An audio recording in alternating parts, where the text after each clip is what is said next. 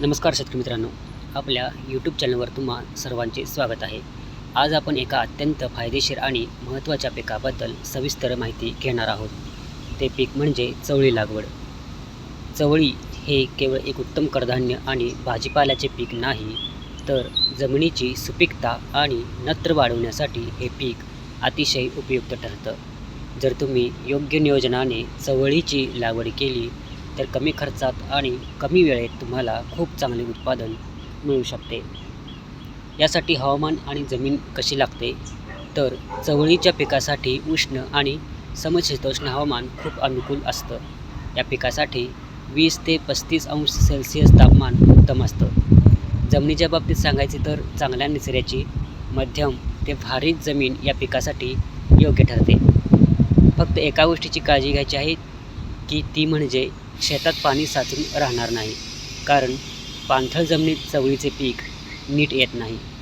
यासाठी लागवडीचा हंगाम आणि वाण बघायचा झाला तर शेतकरी मित्रांनो, चवळीची लागवड आपण खरीप, रब्बी आणि उन्हाळी अशा तिन्ही हंगामात करू शकतो. खरीपासाठी जून जुलै, रब्बीसाठी ऑक्टोबर नोव्हेंबर आणि उन्हाळी पिकासाठी फेब्रुवारी ते मार्च हा काळ सर्वोत्तम असतो. जर तुम्ही भाजीपाल्यासाठी लागवड करत असाल तर कोकण सदाबहार, पुसा कोमल किंवा अर्का गरिमा हे वाण निवडा.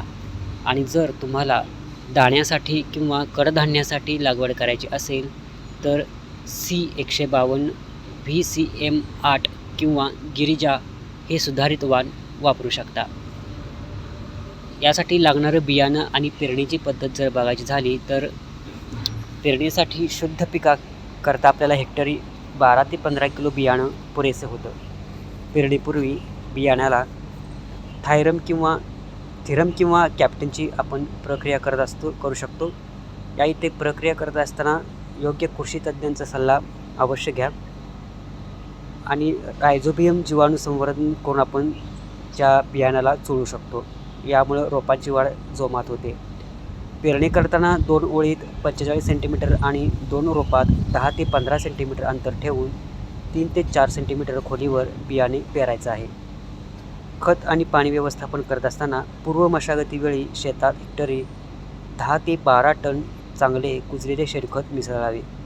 पेरणीच्या वेळी 25 किलो नत्र, 50 किलो स्फुरद आणि 25 किलो पालाश प्रति हेक्टरी द्यावे. पावसाळ्यात गरज पडेल तसे तर उन्हाळ्यात दर 7 ते 10 दिवसांनी पाणी द्यावे. विशेषतः फुले येण्याच्या आणि शेंगा भरण्याच्या काळात पिकाला पाण्याचा ताण पडू देऊ नका. याचबरोबर कीड आणि रोग नियंत्रण करण्यासाठी आपल्याला काळजी घेणे महत्त्वाचं असतं. पिकावर मावा किंवा तुडतुड्यांचा प्रादुर्भाव झाल्यास आपण वेगवेगळ्या प्रकारची फवारणी औषधांची करू शकतो. पेरणीनंतर साधारण 45 ते 50 दिवसात भाजीसाठी कोवळ्या शेंगा तोडणीस तयार होतात. जर भाजीसाठी लागवड केली असेल तर हेक्टरी 60 ते 80 क्विंटल हिरव्या शेंगा मिळतात आणि दाण्यासाठी केली असल्यास 12 ते 15 क्विंटल सुके दाणे सहज मिळतात. तर शेतकरी मित्रांनो, ही होती चवळी लागवडीची सविस्तर माहिती. हा व्हिडिओ तुम्हाला कसा वाटला ते कमेंट करून नक्की सांगा. व्हिडिओ आवडला असेल तर लाईक करा आणि इतर शेतकरी मित्रांसोबत शेअर देखील करा.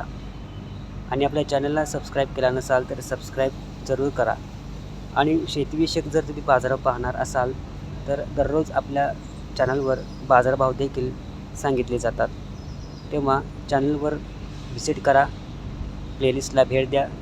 तिथे तुम्हाला वेगवेगळ्या वर्गवारीतील शेतीविषयक माहिती सांगणारे व्हिडिओज पाहायला मिळतील.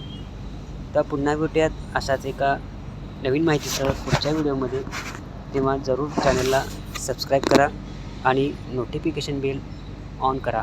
आणि तुमच्या काही प्रतिक्रिया असतील तर कमेंट बॉक्समध्ये नक्की सांगा. त्यांना नक्कीच उत्तर देण्याचा प्रयत्न करू. धन्यवाद.